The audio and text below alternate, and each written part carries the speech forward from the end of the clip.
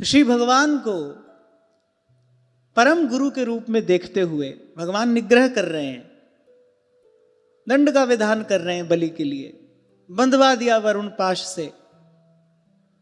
पर उस समय भगवान में परम गुरु का दर्शन करते हुए, और सत्य है भगवान ही परम गुरु हैं, कृष्णम वंदे जगत गुरु, वही सबके गुरु हैं, वही गुरु सत्ता है। जीव का कल्याण करने के लिए, जीव का उद्धार करने के लिए वही हित तत्व, वही परम तत्व गुरु के रूप में अभिव्यक्त होता है, स्वयं को प्रकट करता है। तदात्मानम सृजाम्य हम, गुरु रूप में भगवान का दर्शन करते हुए महाराज बलि ने कहा कि गुरु के द्वारा दिया गया दंड तो जीव के लिए वांछनीय होता है, अर्थात उसकी तो जीव को बड़ी आवश्यकता होती है। अगर निग्रह करने के लिए गुरुजन न हो तो वे तो जीव उन्मत्त हो जाए, अपना पतन आप करा बैठे। कई बार आपसे कहता हूं ना कि भाई गुरु मिल जाए, गुरु के चरणों में श्रद्धा हो जाए, फिर तो मन के जैसा कोई मित्र नहीं है। मन ही मिलावे राम से, और गुरु ना हो, कोई पद चिन्ह ना हो जिनका अनुसरण हमको करना है, सतपथ पर ले जाने वाला यदि जीवन में कोई नहीं है, फिर इसी मन से बड़ा कोई शत्रु नहीं है। मन ही करे फजीत। और फिर बलि ने कहा मैं तो इसमें दर्शन कर रहा हूं आपकी अद्भुत कृपा का, आप मुझे अपना मानते हैं, इसीलिए तो मेरा कल्याण कराना चाहते हैं, नहीं तो आप तो सबसे निर्लिप्त हैं। आपने तो एक विधान रच दिया है, कर्म प्रधान विश्व करी राखा, जो जस करही सो तस फल चाखा। ये जो आप मुझे डांट रहे हैं, ये जो आप मेरा तिरस्कार कर रहे हैं, जो आप मेरे लिए दंड का विधान कर रहे हैं, इसके मूल में मैं एक बड़े मधुर भाव का दर्शन कर रहा हूं, आप मुझे अपना मानते हैं। देखो, प्यार से तो किसी से भी बात की जा सकती है, लेकिन डांटा सबको नहीं जा सकता। डांटने के लिए तो आत्मीयता चाहिए, अपनापन चाहिए। भगवान डांट रहे हैं बलि को। गत अध्याय में हमने यही श्रवण किया ना, भगवान ने डांटा बलि को कि बड़ा अभिमानी हो गया था तू, किस प्रकार अभिमान में भरकर तूने मुझसे कहा था कि मैं तुझे दूंगा, और अब तू दे पाने में असमर्थ है। खोलता हूं तेरे लिए नरक का द्वार में। जैसे मां डांटती है कभी कभी बालक को, जैसे पिता डांटता है कभी कभी बालक को, उसी प्रकार डांट रहे हैं भगवान। तो बलि ने कहा कि प्रेम से तो किसी से भी बात की जा सकती है, पर डांटा केवल अपने को ही जा सकता है। ये जो आप डांट रहे हैं ना मुझे, ये जो आप मेरे लिए दंड का विधान कर रहे हैं, मेरे लिए अत्यंत वांछनीय है, मुझे बड़ी आवश्यकता है इसकी। उन्मत्त हो गया था मैं अपने आप को ही विधाता समझने लगा था, मैं अपने आप को ही ईश्वर समझने लगा था। ऐसे लगने लगा था कि जैसे भीतर बाहर सब कुछ मेरे नियंत्रण में है, तीनों लोकों में मेरी सत्ता, जहां मैं जाऊं वहां मेरी जय जयकार, देवता भय से मेरे सन्मुख नहीं आते। मैं उन्मत्त हो गया था। तभी गोस्वामी जी कहते हैं, नहीं को अस जन्मा जग माही, प्रभुता पाए जाहि मदना। इससे बचने का केवल एक उपाय है, केवल एक, नो अदर ऑप्शंस, कोई दूसरा विकल्प नहीं है। कहु नानक हम एही हवाला, राख संतन के पाछे माधो माधो माधो, हम ऐसे तू ऐसा, माधो हम ऐसे तू ऐसा। कई बार कहता हूं ना आपसे, जैसे बालक सुरक्षित होता है ना अपनी माता के आंचल की छांव में, निर्भय होता है वहां पर बालक, ऐसी जीव जो है वो गुरु के पांवों में सुरक्षित है, वो गुरु के चरणों की छांव में सुरक्षित है। वहां उसको न माया का भय है और न काल का। चतुर दिशा कीनो बल अपनो, सिर ऊपर कर तार्यो, और कृपा कटाक्ष अवलोकन कीनो, दास को दुख बिदारे हो।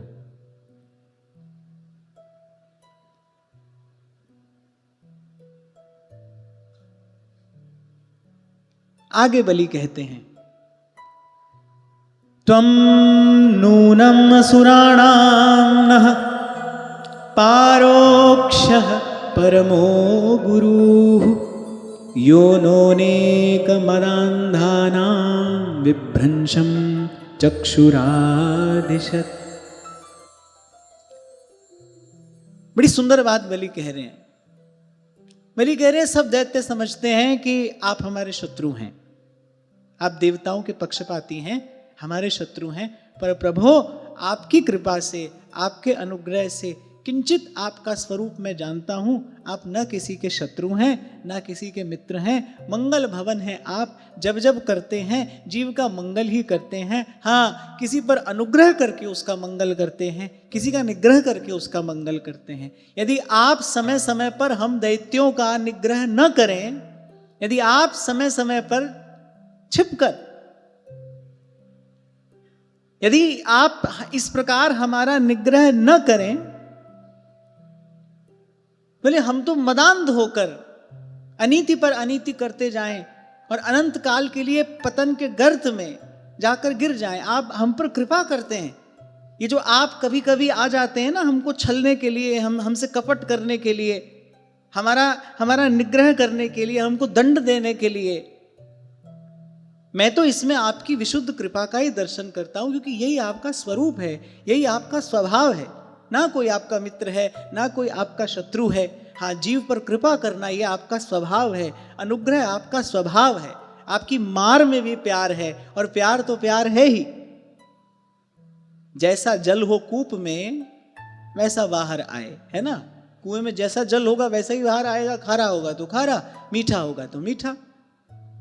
ऐसे भगवान क्या हैं? सच्चिदानंद घन विग्रह भगवान है। उनमें आनंद के अतिरिक्त और कुछ है ही नहीं।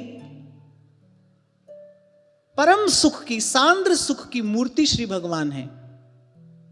तो प्रभु जो करते हैं हरि लीला सब सुखमय। बलि ने स्वीकार किया, जब हम लोग धन बल आदि के मद से अंधे हो जाते हैं, तब आप उन वस्तुओं को कुछ देर के लिए हमसे छीन लेते हैं, हमको सन्मार्ग पर लाते हैं, सद्बुद्धि आती है तब हमको। आपको कहा था कभी मैंने, पीड़ा आत्मा का स्नान है।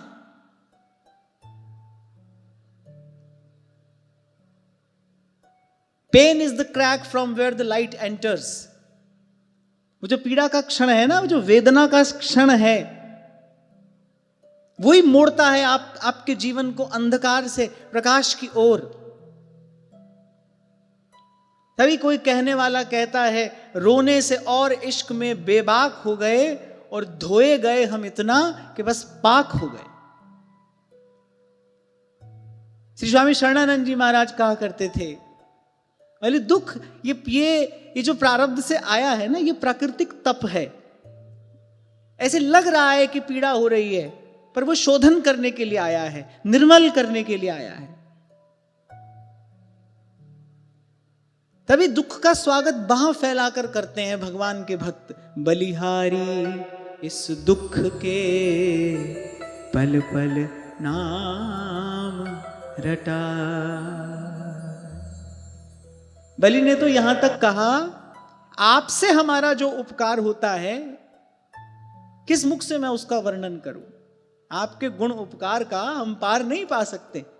जो आप हमारा हित करते हैं, अन्य अन्य देवताओं से तप करके हम वर प्राप्त करते हैं, फिर मदांध हो जाते हैं, पर पीड़ा का कारण बनते हैं। आप हम पर कृपा करते हैं, छीन लेते हैं हमसे हमारी शक्ति, छीन लेते हैं हमसे हमारा बल, शुद्ध करते हैं हमको, सन्मार्ग पर ले जाने की कृपा आप हम पर करते हैं। सबसे बड़ा उपकार तो आप ही हम पर करते हैं। देखो, life is all about perspective, दृष्टिकोण ही है। सत्संग क्या बदलता है? आपकी दृष्टि ही तो बदलता है। जीवन में जो घटना घट रही है वो आपको सुख देगी कि आपको दुख देगी, ये वस्तुतः उस घटना पर निर्भर नहीं करता, आपके दृष्टिकोण पर निर्भर करता है। आप उसको देखते कैसे हैं।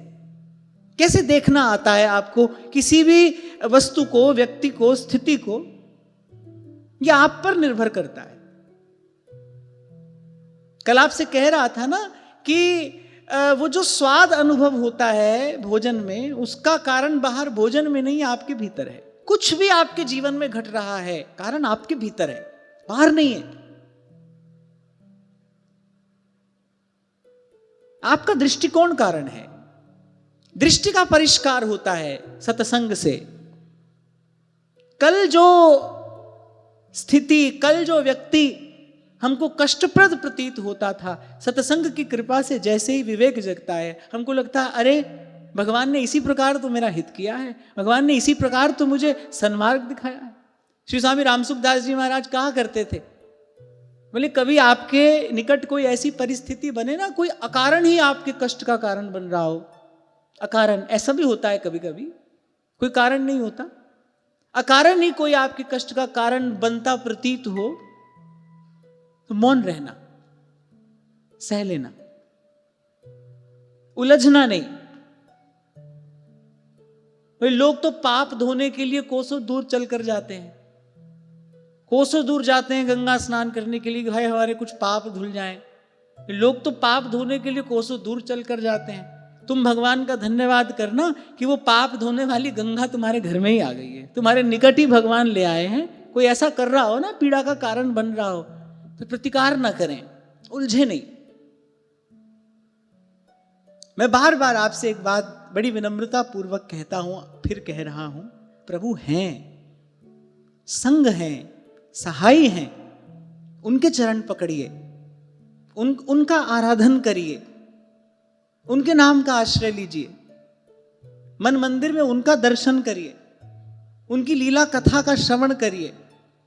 उनके चरण कमल रूपी परम धाम हमारा आश्रय है। प्रभु हैं, सदा हैं, संग हैं, सहाय हैं।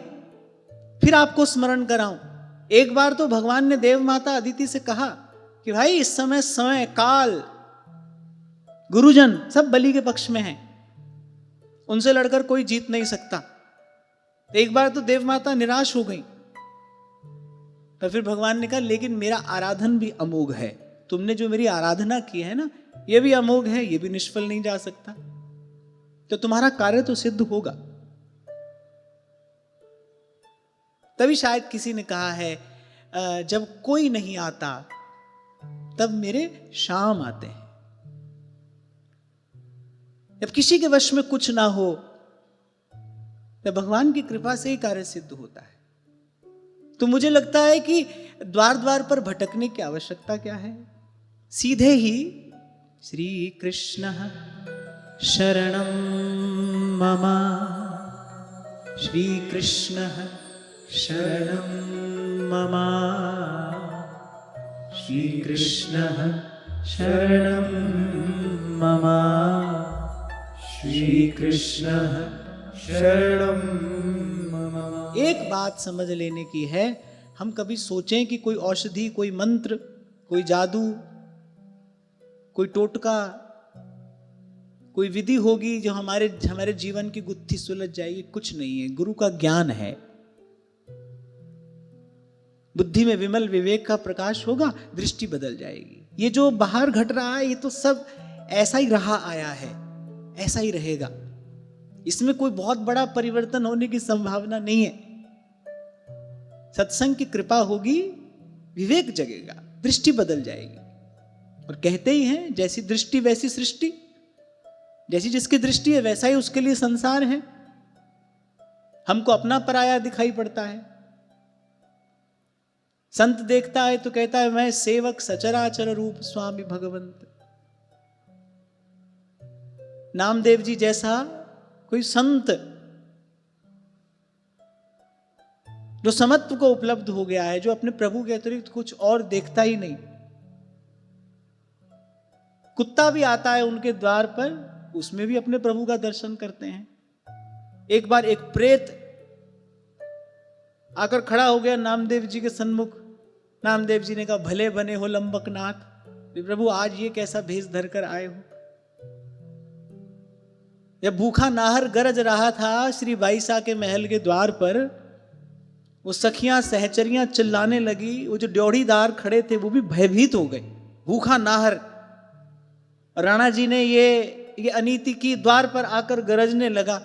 अब भाई साहब ने कहा घबराने का कोई कारण नहीं है, मीरा के द्वार पर गिरधर के अतिरिक्त और कोई नहीं आ सकता। जब भी आएंगे, जिस भी रूप में आएंगे, वो मेरे गिरधर गोपाल ही होंगे।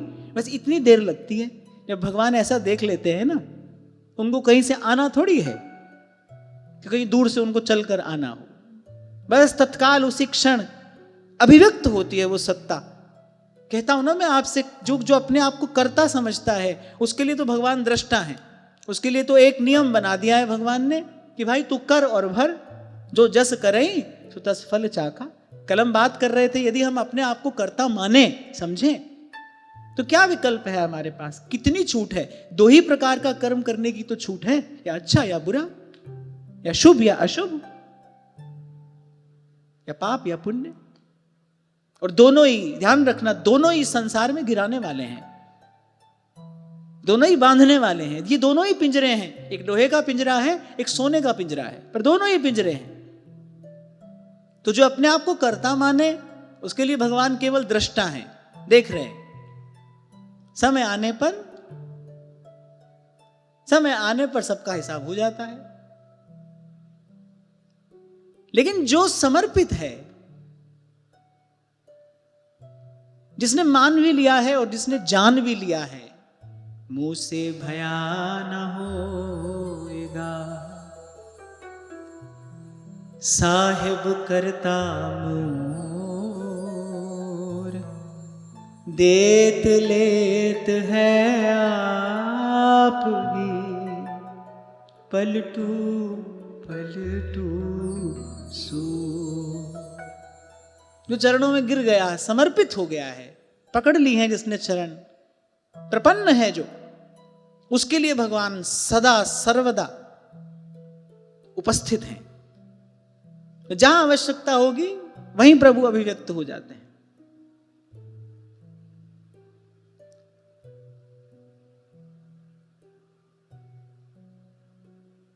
तो सत्संग की कृपा से दृष्टि बदलती है, दृष्टिकोण बदल जाता है।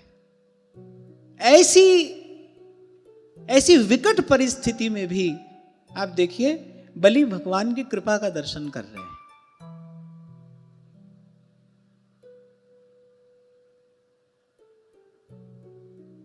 एक पंक्ति मैंने पढ़ी, पहले तो नहीं समझ में आई, फिर बाद में थोड़ा उसका विचार किया, बड़ी काम की बात लगी।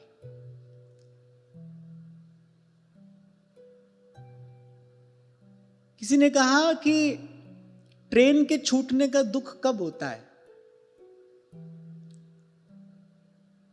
जब आप उसके पीछे भागते हैं।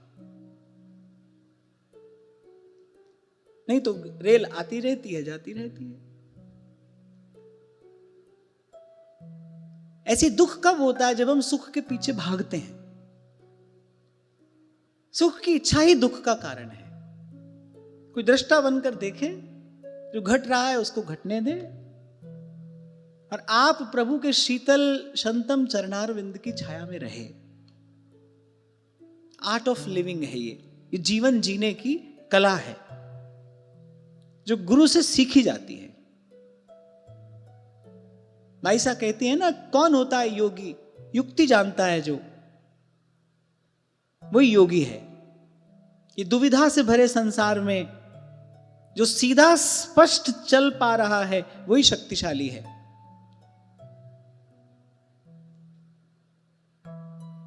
इस ऊहापोह भरे संसार में जो अपने आप को शांत रखने की कला जानता है, इस ऊहापोह के बीच में जो अपने आप को शांत रखने की कला जानता है, वही दक्ष है, वही निपुण है।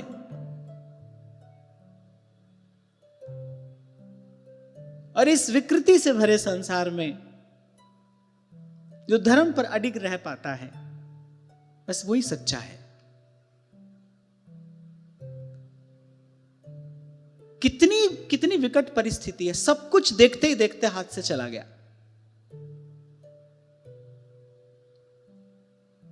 सोचो, एक बार तो भगवान ने भी अपना द्वार बंद करके दिखा दिया बलि को, मैं ही तुझे नरक में भेज रहा हूं। अब जिसको भगवान ही नरक में डालने वाले हों, उसका उद्धार कौन करेगा? बस ऐसी परिस्थिति में भी भले विचलित नहीं हुए। कहा प्रभु आप कुछ भी कहें, पर आपकी कृपा से आपका स्वरूप जानता हूं, आप मंगल भवन अमंगल हारी। आप मंगल भवन हैं, आपके द्वारा किसी का अमंगल नहीं हो सकता, आपके द्वारा किसी की हानि नहीं हो सकती। और ये तो आप मुझ पर कृपा ही करने आए हैं। मैं शायद मदान्ध हो गया था, मैं शायद स्वयं को ईश्वर समझने लगा था, तभी तो आपको कहा कि मैं दूंगा। मैं अपने आप को दाता समझने लगा था।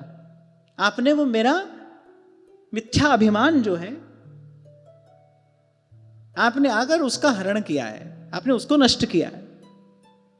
फिर कहा यस्मिन् वैरानुबंधेन रूढ़ेन विबुधे तराः बहवो लेभिरे सिद्धिम यामु हैकांत योगिनः। आपसे हम लोगों का जो उपकार होता है, आप जो हम पर कृपा करते हैं, आप जो हमारा हित करते हैं, क्या बताऊं, आपके जैसा हमारा दूसरा कोई हितैषी नहीं है। अनन्य भाव से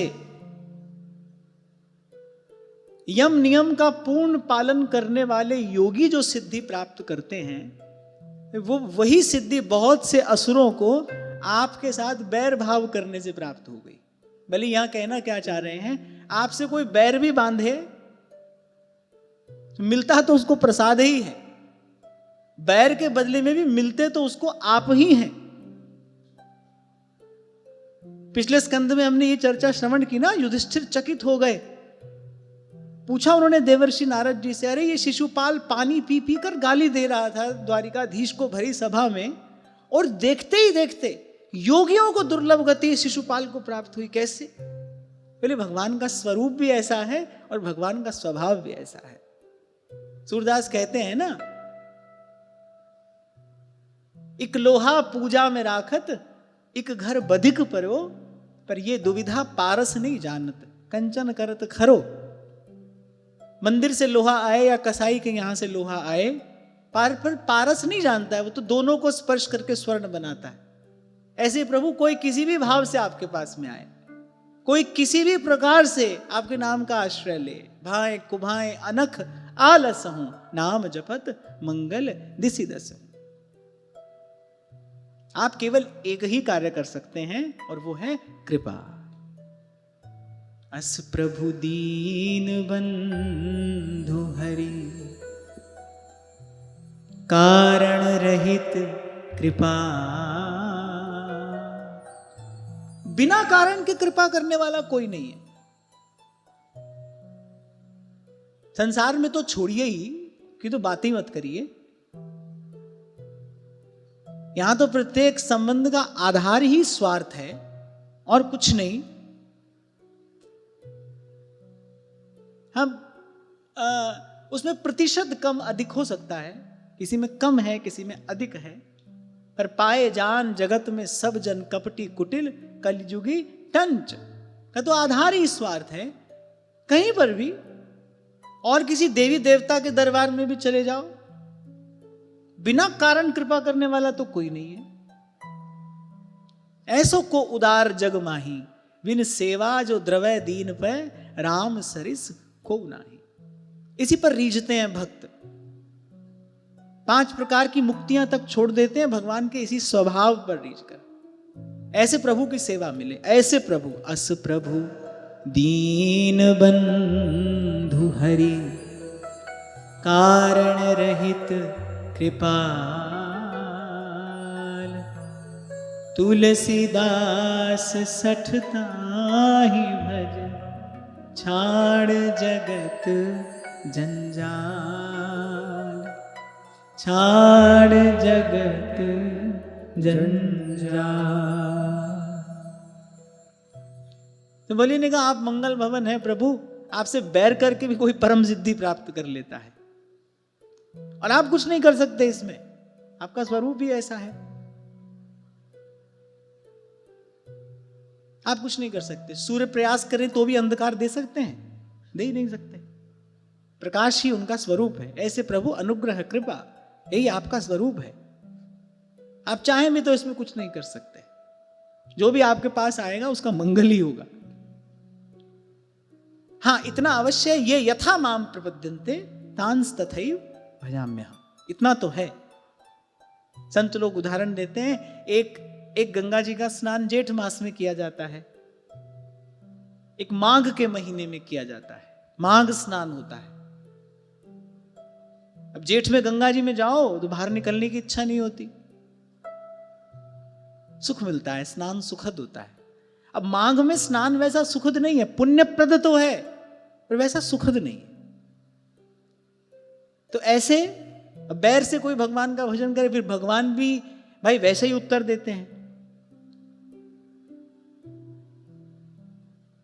पर सार की बात यह है, प्रेम मूर्ति प्रभु हैं, प्रेम से ही भजना चाहिए। जीव का वास्तविक स्वरूप भी प्रेम ही है। आप किसी भी भाव में देर तक नहीं रह सकते। रह सकते?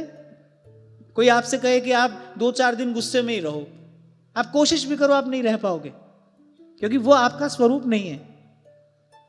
पर प्रेम किसी से अनंत अनंत काल तक के लिए किया जा सकता है। किसी के प्रति प्रेम में आप सदा रह सकते हैं, क्योंकि यही आपका स्वरूप है, यही हमारा स्वरूप है, यही है अपने मूल को पहचानना। महाराज ने कहा ना, मन तू ज्योत स्वरूप है, अपना मूल पछाण। ऐसे हमारे यहां संतों ने कहा है, प्रेम स्वरूप है जीव, प्रेम में आप सदा के लिए रह सकते हैं। तो ऐसा संबंध जोड़ा जाए जिसका सदा निर्वाह हो सके, आदर से, सम्मान से, गौरव से, गरिमा से, स्नेह से, ऐसा संबंध जोड़ा जाए।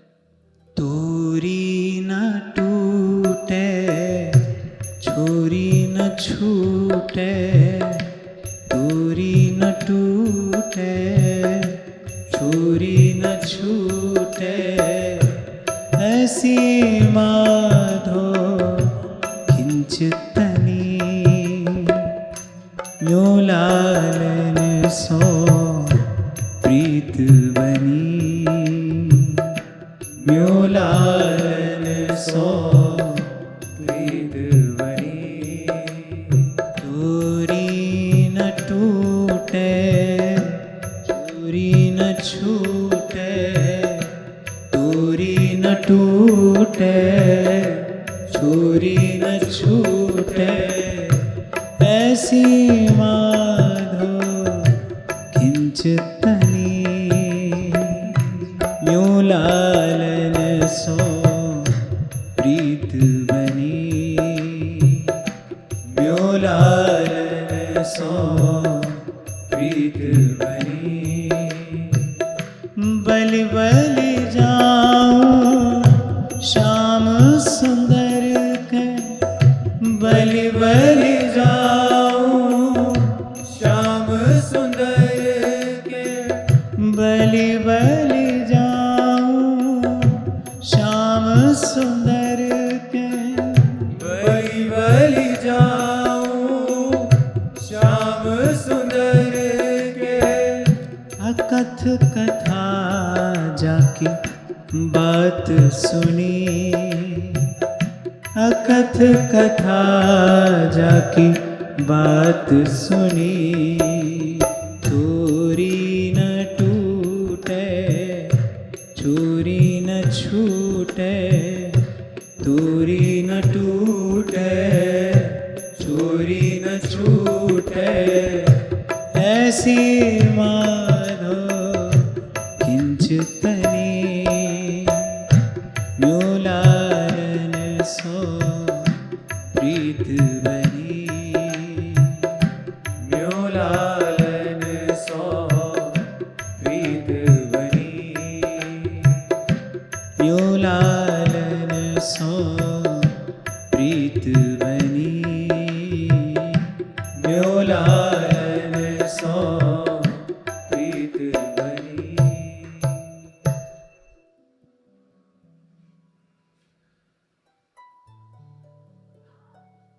तो यद्यपि किसी भी भाव से भगवान का भजन करो है तो मंगल ही, पर हमारा सहज स्वरूप यही है, प्रेम। और विचार करना, यही एक ऐसा भाव है जिसमें हम सदा के लिए रह सकते हैं, और दूसरी बात सुखपूर्वक रह सकते हैं। केवल ऐसा ही नहीं कि प्रेम में सदा के लिए रह सकते हैं, मात्र इतना ही नहीं है, सुखपूर्वक भी रह सकते हैं। तो खैर बलि ने कहा, प्रभु आपसे कोई बैर भी करे तो भी अंत में उसका मंगल ही होता है। तेनाहं निगृहीतोऽस्मि भवता भूरि कर्मणा बद्धश्च वारुणैः पाशैर्नातिव्रीडेन च व्यथे। बोले जिनकी ऐसी महिमा है, अर्थात जिनसे बैर करने वाले की भी परम गति होती है, वो यदि मुझे दंड दे रहे हैं, इस वरुण पाश से मुझे बांध रहे हैं, फिर ना तो मुझे इस बात में कोई लज्जा है और ना इस बात का मुझे कोई कष्ट ही है। अरे बड़ी आनंद की बात है, आप आए हैं, मुझे अपना माना है, डांट रहे हैं, फटकार रहे हैं, मेरे हित के लिए मुझे दंड दे रहे हैं। आपकी बड़ी कृपा है प्रभु, मुझे किसी प्रकार की कोई लज्जा नहीं है, किसी प्रकार का कोई संकोच नहीं है, किसी प्रकार का भय भी नहीं है, किसी प्रकार की चिंता भी नहीं है। फिर बलि ने स्मरण किया अपने पितामह को, श्री प्रहलाद जी को।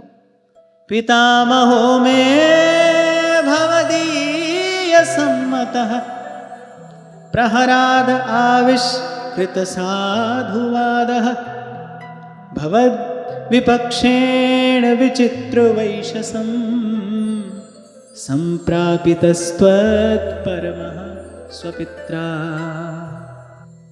प्रभु आपकी कृपा से मेरे पितामह श्री प्रहलाद जी की कीर्ति सारे जगत में प्रसिद्ध है। वो आपके भक्तों में श्रेष्ठ हैं, वो आपके भक्तों में मूर्धन्य हैं। उनके पिता हिरण्यकश्यपु ने आपसे बैर बांधा, उनको अनेक प्रकार के कष्ट दिए, दुख दिए। प्रभु आपके पारायण रहे, उन्होंने तो अपने तन मन प्राण आप पर न्यौछावर कर दिए थे। देखो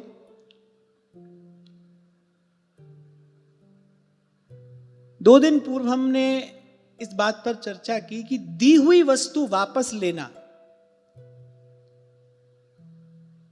किसी को दी हुई वस्तु वापस ले लेना,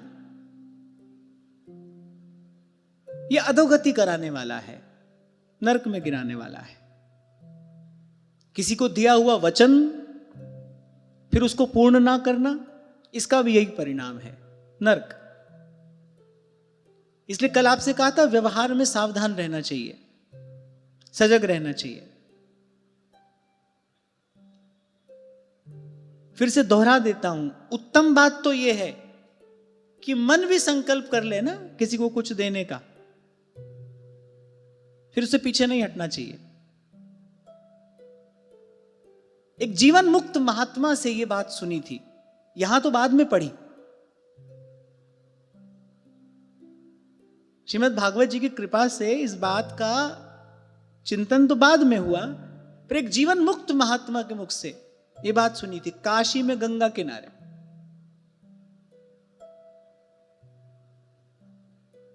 पहली बार हम लोग काशी गए थे, श्रावण मास था, अभी 80 घाट के निकट ही कथा होती थी। तो कथा के अतिरिक्त जितना समय रहता था हम प्रयास करते थे वहीं गंगा किनारे जाकर बैठ जाएं। साधु संतों का दर्शन होता रहता था। तो एक महात्मा कथा सुनने आते थे, शायद तीसरे दिन की बात होगी, तो वही घाट पर हमारे निकट आकर बैठ गए।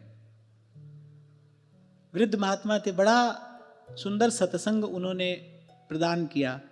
उनकी बातें ही बता रही थी कि अनुभव प्राप्त हैं। सब पुस्तक पोथी एक तरफ, अपने जीवन का अनुभव एक तरफ, वो सबसे बड़ा प्रमाण होता है। उनकी बातें बता रही थी, उनकी बातों में जो उच्चता और गहनता एक साथ थी वो बता रही थी कि अनुभव प्राप्त महापुरुष है।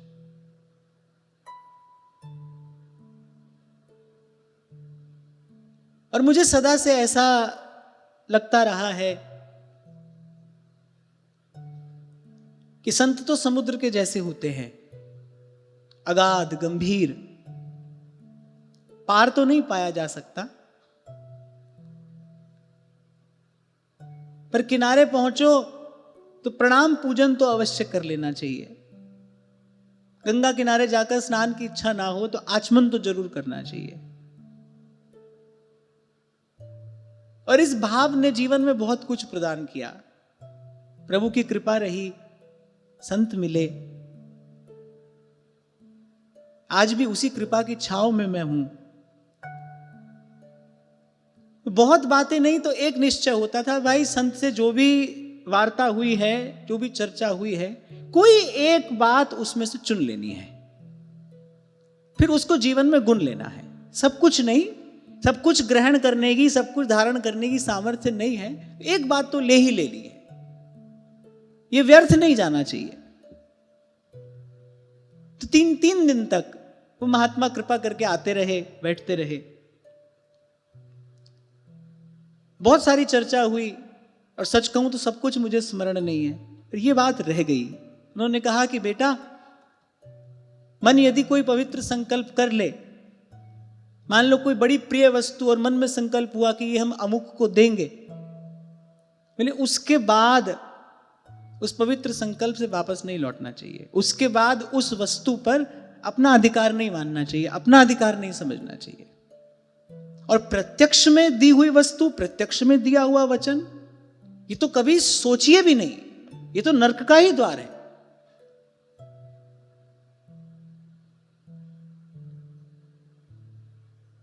अब जीव क्या कर रहा है, क्यों दुख पा रहा है संसार में? कपिलोपाख्यान में हमने श्रवण किया, गर्भ में था तो भगवान को वचन दिया, हे प्रभु मुझे इस नरकवास से मुक्त करिए, मैं आपका भजन करूंगा। हमको तो याद भी नहीं है ना? किसको स्मरण रहता है? कोई बड़भागी होता है, कोई पुण्यात्मा होता है, कोई जन्म जन्म का साधक होता है, जिसको इस बात की सुरत ही रहती है। वचन दिया था प्रभु आपको मैंने कि मैं आपका भजन करूंगा। कोई होता है, हमको तो याद भी नहीं है, पर ये बात सत्य है, याद हो न हो पर ये बात सत्य है। हमने भगवान को वचन दिया था कि प्रभु इस नरक से आप मुझे मुक्त करिए, मैं संसार में जाऊंगा, अपने कर्तव्य का, अपने धर्म का पालन करूंगा, आपका भजन करूंगा। अपने वचन से पलट गए। तभी सूरदास कह रहे हैं, जी तन दियो ताहि बिसरायो, ऐसी नमक हरामी मूसम, कौन कुटिल खल कामी। हे प्रभु वो वचन बिसार दिया मैंने, पलट गया मैं उस वचन से, आपका भजन करूंगा ये कहकर आया था, और इस तेरे मेरे में पड़ा। यही जीव के दुख का कारण है, यही जीव के क्लेश का कारण है। और जैसे ही गुरु की कृपा से इस बात की सुरति होती है, स्मृति होती है, आप देखो गुरु चरणों में समर्पित होते ही जीवन में सुख का आधान हो जाता है। ये जो विस्मृति है, यही सब संकटों का मूल है, यही सब कष्टों का कारण है। इसलिए कभी कभी आपसे कहता हूं, कान लगाकर सुनिए संत की बात। ये जो ही और भी का खेल है, इसको समझिए। इस संसार में हम आए हैं, कुछ करना भी है और कुछ करना ही है। एक कार्य तो ऐसा है जो करना ही है, बाकी कुछ ऐसा है जो करना भी है। अब हमने जो भी करने वाला कार्य था उसको तो ही कर दिया, और जो ही करने वाला कार्य था, जो करना ही था, जो करना ही है, उसको भी में लगा दिया। समय मिला तो किया, नहीं मिला तो नहीं किया। भोजन करना ही है, उसके बिना कैसे रहेंगे? भजन करना भी है। It's all about priorities. आपकी प्राथमिकता क्या है? तभी आपसे थोड़ी देर पहले कहा, निर्णायक आप हैं, चयन आपका है। आपके जीवन में जो घट रहा है वो आपकी इच्छा से, आपके संकल्प से घट रहा है। ये आपका चयन है, ये आपका निर्णय है। आपने रखा है अपने जीवन में भजन को 3, 4, 10वें नंबर। राम नाम एक अंक है और सवै अंक शून्य। कई बार आपको उदाहरण दिया मैंने। लगाते जाओ शून्य के पीछे शून्य, अंत में शून्य है। सामने 1 खड़ा कर दीजिए, उसके बाद लगाइए शून्य। अंक रहे 10 गुण, ही और भी। तभी भगवान ने कहा, तस्मात् सर्वेषु कालेषु माम अनुस्मर युद्ध च। अर्जुन, भजन ही करना है और युद्ध भी करना है। इस एक पंक्ति का सरलार्थ यही है। भगवान ने अर्जुन से कहा, अर्जुन तुझे मेरा भजन ही करना है, युद्ध भी करना है। इतनी बात समझ में आ जाए, इतनी बात समझ में आ जाए। मन मस्त मगन, मन मस्त मगन, मन मस्त मगन, अब क्या बोलूं। फिर कबीर की तरह आप भी गाओ, हाथ में कुंडी, बगल में सोटा और चारों दिशा जगीरी में। जो सुख पायो राम भजन में, सो सुख नाही अमीरी में। जो बिछड़े हैं प्यारे से, भटकते दर बदर फिरते। जो बिछड़े हैं प्यारे से, भटकते दर बदर फिरते। हमारा हमारा हमारा यार है हमने, हमन को बेकरारी क्या। हमन है इश्क मस्ताना, हमन को होशियारी क्या।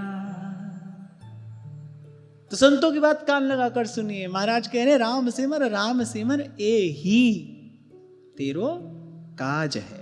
यही कार्य है, बाकी कुछ हो न हो, ये होना ही चाहिए। जैसे ध्रुवदास जी ने कहा, और कुछ हो ना हो पर सत्संग में प्रमाद न करे। ये कार्य करे ही करे, लाख काम छोड़कर भी करे। यत्तदग्रे विषमिव परिणामे अमृतोपमा।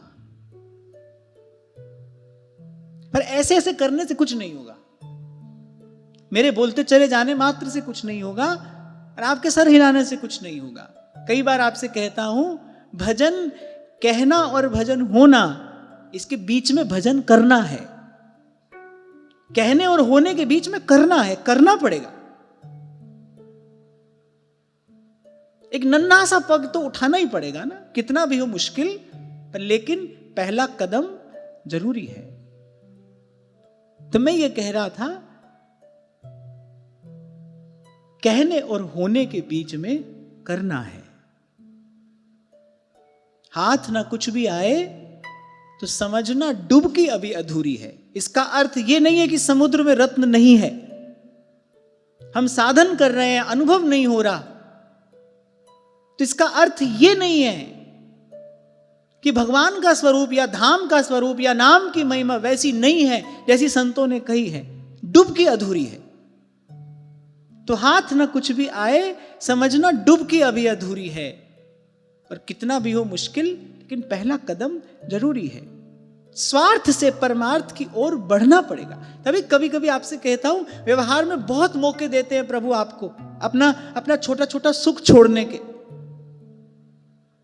पर हमने अपने मन को कैसे छला है। हम कहते हैं आज घोर संसार में रहेंगे, सब करेंगे, कल वृंदावन जाएंगे, हरिद्वार जाएंगे, जाकर भजन करेंगे। कर लो, करके दिखाओ।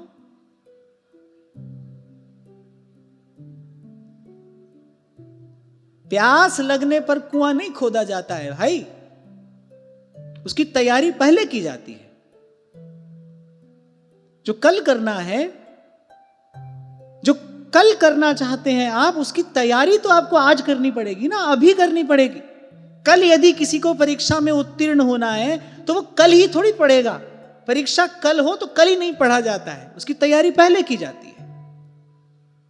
जीवन का उत्तर काल यदि हमको संवारना है, क्योंकि भूत का तो कुछ किया नहीं जा सकता, उसके लिए तो कहा कि भाई गई सो गई तू राख रही को, पर लेकिन जो उत्तर काल भी है, जो बचा हुआ समय भी है, उसको भी यदि संवारना है, संभालना है, तो भाई तैयारी आज से, अभी से करनी पड़ेगी। कल पर नहीं छोड़ सकते आप। कल पर छोड़ना अपने आप को छलना है, ये अपने साथ किया गया कपट है।